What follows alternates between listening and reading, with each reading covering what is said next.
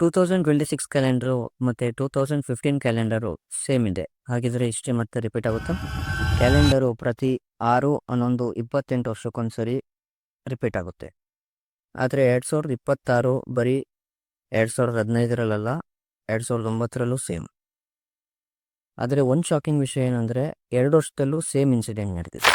2015ರಲ್ಲಿ Paris attack, ನೇಪಾಳಲ್ಲಿ earthquake, ಚೈನಾದಲ್ಲಿ stock market crashes and unemployment ಆಗಿತ್ತು.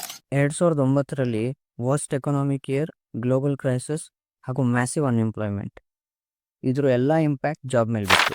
2015ರಲ್ಲಿ ಆಟೋಮೇಷನ್ ಬಂತು, ATMs ಜಾಸ್ತಿ ಆಯಿತು, ಕ್ಯಾಶಿಯರ್ಸ್ ಎಲ್ಲ ಕಮ್ಮಿ ಆದರು.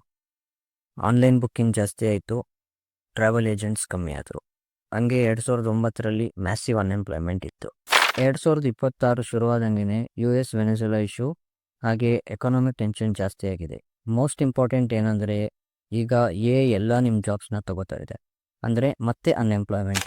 ಆದರೆ ಈಗ 30 ವರ್ಷ ಇಂಡಸ್ಟ್ರಿ ಫಿಕ್ಸ್ ಆಗ್ತಾ ಇದೆ. ಯಾರೆಲ್ಲ ಯೂಸ್ ಮಾಡ್ತಾರೆ, ನ ಏಜೆಂಟಾಗಿ ಬಳಸ್ಕೊಂಡು ಕೆಲಸ ಮಾಡಿಸ್ತಾರೆ. ಅಂದರೆ ಬೇರೆ ಕೆಲಸ ಮಾಡೋರಿಗೆಲ್ಲ